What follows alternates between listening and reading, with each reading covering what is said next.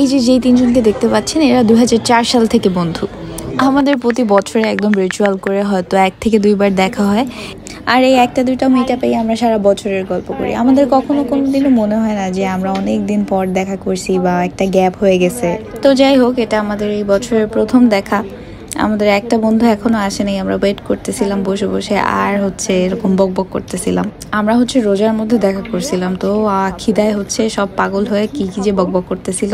Tokyo কিচেনের hot and sour রামেনটা আমার খুব খুব খুব ফেভারিট। আমি এখানে আসলে একদম চোখ বন্ধ করে জাস্ট এইটাই নেই। আর আমার ফ্রেন্ডের ওদের ম্যাশড পটেটো অনেক পছন্দ, সো ও বলছে ওইটা খাবে।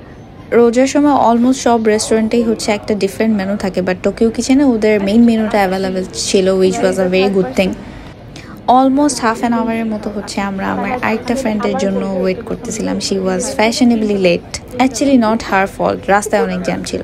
এনিওয়েজ, এসে সে একটা ডেইনটি ডিশ অর্ডার করে, যে চাউমিনটা লিটারালি ওর থেকে ডাবল সাইজে। সো গল্প করতে করতে আমাদের ফুড চলে আসছে। আমরা কিছু ফুড ফটোগ্রাফি করে আবার গল্পতে ফেরত গেছি। আমাদের সারা বছর কি কি হয়েছে, আমরা কি কি করছি, এসব গল্প করতেছিলাম। আর কখন ফুডটা খাবো সেটা ওয়েট করতেছিলাম। এরপর খাওয়া দাওয়া শেষ করে আমরা সারা বছর যাতে একজন আরেকজন ছবি দিয়ে অ্যাটলিস্ট বার্থডেতে পোস্ট করতে পারি এরকম একটা ছবি তুলছি। Trust me when I say this, আমাদের যে বছরে 2 বার দেখা হয় এটা আমাদের পুরো 1 বছরের হ্যাপি ফুয়েল হিসাবে কাজ করে, and I am very grateful for them.